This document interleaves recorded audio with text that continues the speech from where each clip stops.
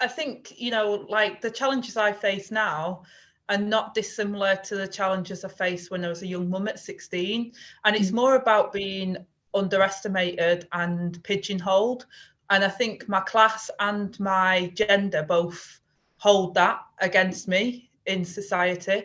I think the two of them combined do create obstacles for me because, you know, people assume women aren't as, they don't see women as role models for leadership. I think that's still pretty much fair to say that. And then put on top of that my accent and my class and where I come from, I think those things do tend to have stereotypes attached to them. So one of the biggest piles of abuse I get is that I'm thick.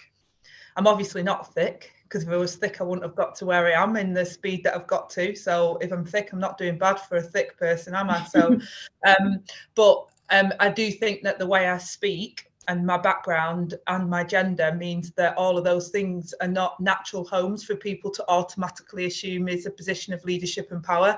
So that, I think, is a problem. I go into a room and I'm not automatically considered to be, you know, I don't get, as a man who comes from a different background to me, you know, Boris Johnson, for example, he walks into a room, it's not just because of his prime minister, but because of his background and because he's a male.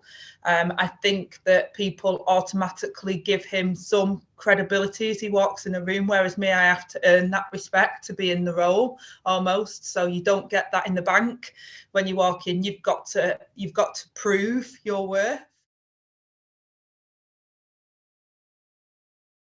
Whether it's, you know, we stand up and say, you know, putting up with what some people consider banter, but other people would consider sexist remarks.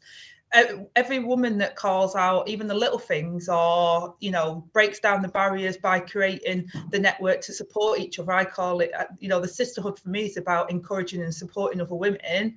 And the more we do that, the more progress we make. And it was the last generation before that gave me opportunities, and therefore it's my responsibility to do exactly the same. So, and I think all women can make that difference. It doesn't matter what you do in life or where you're at. And, you know, feminism for me is owning your space as well. So if you like ironing, then why shouldn't you? If you want to wear, you know, the hijab, why shouldn't you? If you don't, why should you not? You know, women of every single background should feel that they don't have to be, you know, explore their feminism in the way that other people say they should. Women should be able to explore themselves as individuals and wear their feminism in the way that works for them. I never used to see it as feminism. I do now. So me being my best version of me that I'm happy with and comfortable with is a sign of feminism. I won't change the way in which I speak, because this is how I speak. This is me. You know, my staff have to sift through some of the abuse that I get, and they have to refer it on to the police if it's considered dangerous. And, you know, mine's at a different level, obviously, because of the role that I play. But I don't look at it.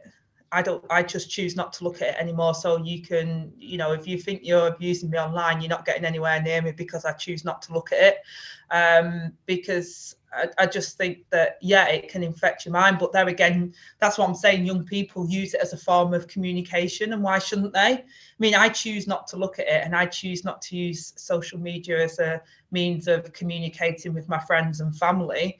But a lot of people do choose to use it and should be able to, without having to worry about being subjected to any sort of abuse that I've been subjected to. So there's a lot more that needs to be done to build resilience so that people don't have that. But I make a conscious decision to not look at it.